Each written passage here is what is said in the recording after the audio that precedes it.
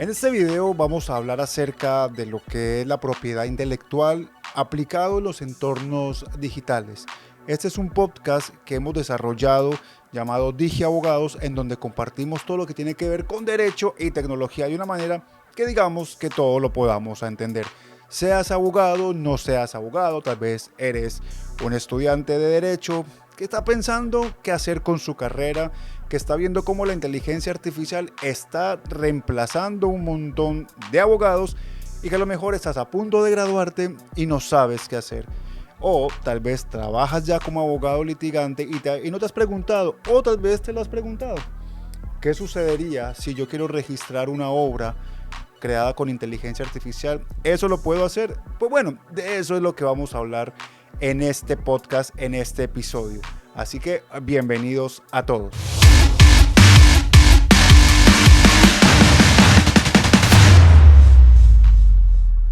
Pues bien, para comenzar a entender el tema de la propiedad intelectual hay que entender algo muy básico, y es qué se entiende por propiedad intelectual. Y para poder entender eso debemos primero entender qué es propiedad. Y cuando hablo de propiedad hablo de algo que es mío, es decir, nadie me lo puede quitar.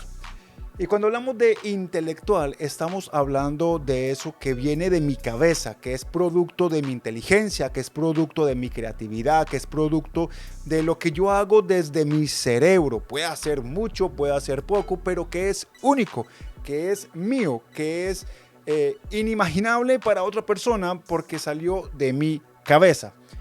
Cuando hablamos entonces de propiedad intelectual, estamos hablando de esos resultados que vienen de mi conocimiento, llámese un libro, tal vez escribiste una novela, tal vez hice un dibujo, incluso la ley nos habla de que se protegen hasta los discursos. Sí, hasta los discursos del presidente, los discursos del alcalde, los discursos de cualquier político son protegidos por propiedad intelectual.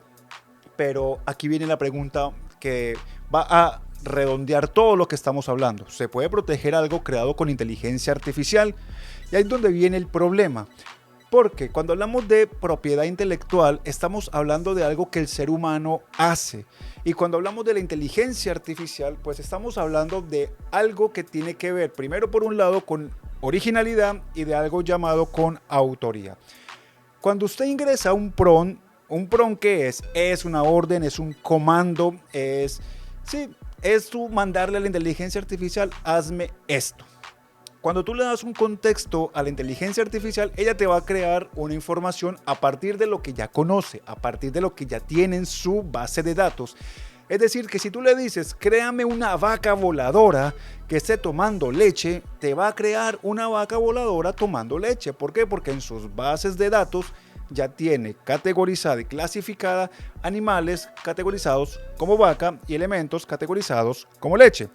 En ese orden de ideas, cuando hablamos de autoría, la norma tanto a nivel nacional como internacional dicen que la autoría se limita únicamente al ser humano. La pregunta es, si yo creo un cuento con inteligencia artificial, ¿quién va a ser el autor?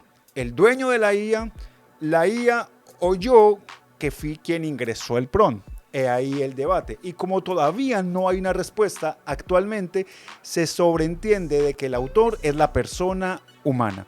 Y como es la persona humana, entonces se habla de esa originalidad del ser humano. Porque al final lo que hace la inteligencia artificial es copiar una información que ya existe. Copiar una información que está en internet o que se robó de alguna parte. Es decir, la inteligencia artificial toma la información de otros y crea una información a partir de eso que ya existe. Es decir, no es 100% original. Y eso lo podemos ver, por ejemplo, en Colombia con la Ley 23 de 1982, que es la Ley de Propiedad Intelectual. Y esa ley lo que habla básicamente es la protección que existe para las obras creadas por el intelecto, es decir, esas obras creadas por el ser humano. A esto, Colombia se añadió algo que se llama la CAN, y es la Comunidad Andina de Naciones. ¿Qué es esto? Es un conjunto de países donde está Colombia, Bolivia, Ecuador y Perú. Allí ellos establecieron una especie de tribunal andino específicamente para temas de propiedad intelectual. Allí obviamente se estableció que el ser humano es el autor de una obra y que no se puede registrar una obra hecha con inteligencia artificial. Es más, ya que en Colombia la Dirección Nacional de Derechos de Autor ha venido negando paulatinamente registros de obras en donde se indica que se creó con inteligencia artificial. Porque es que es muy fácil, o sea, imagínate cuántos registros no pudiesen haber, infinitos, si yo le digo a ChatGPT, a Cloud, a Gemini, venga, créeme un dibujo, créeme un video y ya automáticamente lo registro como si fuera mío. Pues ahí estaríamos premiando la vagancia, estaríamos premiando la mediocridad. Y es por eso que cuando uno va a ingresar o va a registrar una obra, hay que indicar un paso a paso, hay que establecer cómo se llegó a esa obra. ¿Para qué? Para que los peritos de la DNDA, es decir, la Dirección Nacional de Derechos de Autor, puedan replicarlo y puedan identificar que sí fue un ser humano quien lo hizo. En este orden de ideas, entonces, queda claro que actualmente no se puede registrar una obra hecha con inteligencia artificial. Tiene que ser 100% hecha por mano humana. Sin embargo, como todo en esta vida, como todo en este planeta Tierra, tiene un depende. Y ese depende es que ya se ha venido, digámoslo, moderando, se ha venido cambiando un poquito la idea a nivel mundial, específicamente, y como cosa rara, en la Unión Europea, que es donde siempre se encargan de todo respecto a la tecnología. Es la que se encarga de sancionar, es la que se encarga de regular. Es decir, la Unión Europea es la que siempre saca la bandera de ser los pioneros en cuanto a regulación tecnológica. Y es en la Unión Europea donde han comenzado como a decir, venga, vamos a mirar, ya no tanto dejar de lado la tecnología, no decir de lleno que no se puede registrar, sino que vamos a hablar acerca de qué tanta tecnología, de qué tanta inteligencia artificial se está utilizando dentro de una obra que se pretenda registrar por derechos de autor.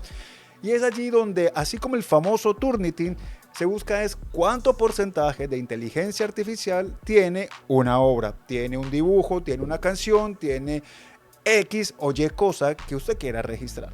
Así que, mi amigo, mi amiga, si estás en Colombia y quieres registrar una obra hecha con inteligencia artificial, déjame decirte que vas a perder el tiempo porque te la van a negar. Sin embargo, es importante entender que la inteligencia artificial puede servir como una herramienta que nos da ideas, que nos da opciones, que nos ayuda a establecer o a mejorar la redacción o a mejorar o a pulir esas ideas que inicialmente tenemos de una obra que queremos radicar. Así que, no es más, espero que te haya gustado este episodio del podcast El Abogado del Futuro. Si tienes dudas, no olvides dejármela en los comentarios, no olvides también comentar o compartir este video o este audio si lo estás escuchando por las plataformas de podcast. Y bueno, invitarte a suscribirte y activar las campanitas si estás en YouTube para que estés enterado, estés enterada de todos los videos que estamos subiendo de manera regular. Que Dios te bendiga y nos vemos en una próxima ocasión.